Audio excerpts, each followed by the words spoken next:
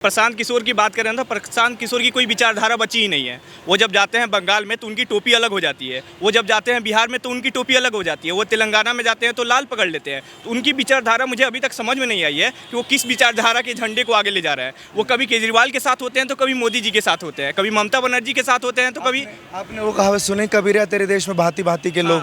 तो हो सकता है वो उन लोगों को रिझाने के लिए वो फॉलो करते हों, क्योंकि इस देश में अगर कदम कदम पर डिफरेंट धर्म के लोग रह सकते हैं तो वो उस धर्म को फॉलो क्यों नहीं कर सकते? धर्म को फॉलो कर सकते हैं। भांति भांति के लोग कहा जाता है, एक ही लोग भांति भांति के नहीं होते हैं। अगर एक ही लोग भांति भांति का झंडा उठा रहा है, अगर उनको रिप्रेजेंट करना है पीपुल्स को, तो कैसे उन पर विश्वास करेंगे अगर उनका कोई एक सिंपल विचारधारा नहीं है। कभी वो वक्फ बोर्ड के विरोध में खड़े हो जाते हैं तो कभी वो हिंदुओं की बात करते हैं। उनका स्टेटमेंट क्लियर दिख ही नहीं रहा है। आपको बता दूं कि जब से उन्होंने बिहार में बात की है विकास की, स्टार्टिंग के दिनों में मुझे लगा था कि प्रशांत किशोर आ रहे हैं, कुछ बड़ा बदलाव हो सकता है। लेकिन बाद में जब उनके स्टेटमेंट सुने मैंने, जब कोई विचारधारा के साथ नहीं ऐसे ही बोलता है बिहार में कंपनियां ला देंगे। बिहार में कंपनियां लाने की बात कब से हो रही है? कौन सी पार्टी है जो बिहार में कंपनियां लगाने की बात नहीं करती है लेकिन चुनाव के बाद मुकर जाती है? बिहार में सबसे बड़ा बात है अभी जो स्कैम चल रहा है कि प्रशांत किशोर के पास इतने पैसे आ कहां से रहे? कौन सा चुनावी फंड इतना बड़ा काम कर रहा है कि हर एक विधानसभा में उनकी गाड़ियां नाच रही है? जैसे केजरीवाल जी के पास आ गया था दिल्ली में, तो केजरीवाल का हिसाब तो आप दिल्ली वालों ने कर ही दिया है, अब प्रशांत किशोर का हिसाब बिहार वाले के करेंगे। लिए फिर प्रशांत किशोर जी को सत्ता में आना पड़ेगा अगर हिसाब करना प्रशांत पड़ेगा। किशोर अगर सत्ता में आते हैं, अगर बदलाव करते हैं, अगर कुछ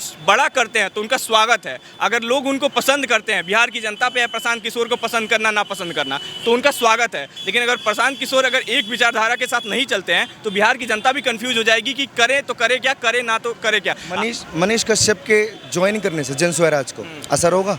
मनीष कश्यप के ज्वाइन करने से जनसुराज और कमजोर हो जाएगा। कमजोर क्यों हो जाएगा? क्योंकि जिस बात पे मैंने अभी बोला विचारधारा की बात, वही मनीष कश्यप पे पूरी फिट बैठती है। मनीष कश्यप 2 महीने पहले भाजपा का झंडा ढो रहे थे, कुछ दिनों पहले निर्दलीय उठने की बात कर रहे थे, अब प्रशांत किशोर के साथ आ रहे हैं। अगर मनीष कश्यप ने पिछली बार जब चुनाव लड़ा था, वो अकेले दम पर चुनाव में खड़े रहते, भले वो हार जाते तो उनकी एक विचारधारा सेट हो जाती कि वो लड़ने वाले हैं। लेकिन अभी बिहार में ये कन्फ्यूजन है, मनीष कश्यप क्या पता बैठ जाएं, चुनाव के बीच में ही हमारा मन टूट जाए, हम करें तो करें क्या, यही विचारधारा उनके साथ चल रही है। SIR को कहते ही हैं गहन पुनर्निरीक्षण। अच्छा, इसमें होता क्या है? इसमें क्या होता है कि अगर बाहर से किसी को भी लाया गया है जिसके पास अगर वैलिड कार्ड नहीं है, उसे तो हटाया ही जाएगा। अगर 65 लाख लोगों को हटाया गया और कासगंज में स्पेशल लोगों को हटाया गया है, तो वो वही है जो सरकार ने उनको बैठाया था, रोहिंग्याओं को अपने पैसे से मलाई खिला रही थी। और अब वोट लेने का समय आया था लेकिन सरकार ने मेन टाइम पर चेकिंग कर लिया, उन्हें भगा दिया। तो बहुत चोट लग रही है कांग्रेस और राजद जैसे पार्टियों को, क्योंकि उन्होंने लंबे समय तक उन्हें खिलाया था बैठाकर। दूसरी पार्टियां झूठ बोली हैं, निर्वाचन आयोग को सभी जगह चुनाव कराना होता है। ऐसे जो विपक्ष में बैठा है वो तो बोलता ही है कि निर्वाचन आयोग खराब है।